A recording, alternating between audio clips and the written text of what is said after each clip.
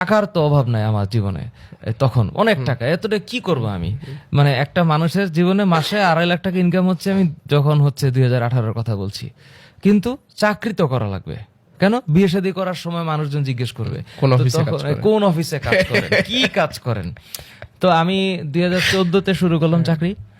2014-তে আমি north south university থেকে public health এপিডেমিওলজিতে masters করার পর আমার একজন ফ্যাকাল্টি, খুবই শ্রদ্ধা করে আমি ডক্টর নিজামুদ্দিন আহমেদ স্যারের কথা বলবো, উনি আমাকে একদিন ফোন করলেন, আসো অফিসে আসো।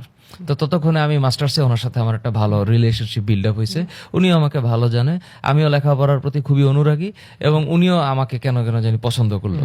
আমিও মাশাআল্লাহ খুব চেষ্টা করতেছি যে এরকম একজন কাউকে না কাউকে লাগবে যার মাধ্যমে আমার চাকরি জীবনটা শুরু হবে। তো উনি একদিন অফিসে ডাকলেন, একটা প্রজেক্ট দেখালেন যে Bangladesh birth and death registration program, BDRP, এইটার একটা CRVS program, civil registration CRVS and vital service, কি যেন একটা নাম। এই প্রজেক্টের লম্বা একটা প্রজেক্ট, এই প্রজেক্টের আমি হলাম রিসার্চ অ্যাসোসিয়েট। তো তখন আমি আমার 2014 সালে চাকরি শুরু করলাম, আলহামদুলিল্লাহ 45,000 টাকা বেতন দিয়ে। তো যখন 45,000 টাকা আমি স্যালারি ড্র করতেছি, শুরুই করছি আমি জীবনটা, এবং আলহামদুলিল্লাহ আমি তখন অনেক কিছু শিখছি। এবং তখন আমি আবার চাকরির দিকে আমি কিন্তু তখন পড়াচ্ছিলাম, হ্যাঁ 14 আমি কিন্তু রানিং পড়াচ্ছিলাম, এর মাঝখানে আমি 14-তে মাথা ঢুকেলাম হচ্ছে চাকরিতে। এরপর হচ্ছে আমি ইন্টারেড আতিয়া নামে একটা ফ্রেঞ্চ অর্গানাইজেশন আছে, তার মেডিকেল অ্যাডভাইজার হিসেবে কাজ করলাম। এরপর আমি ওয়াটার অ্যান্ড লাইফের প্রোগ্রাম ম্যানেজার ছিলাম। প্রোগ্রাম ম্যানেজার বলতে অপারেশনস ম্যানেজার অ্যাকচুয়ালি।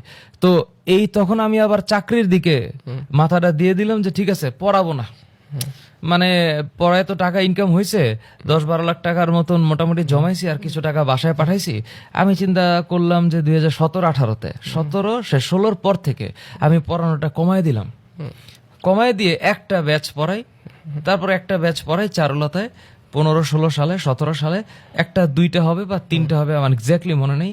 আমি বাসায় যাই, কোনো টিউশনই করাই না, আবার সকালবেলা অফিসে যাই, আবার আমার চলছে, মানুষজন জানে যে আমি পড়াচ্ছি।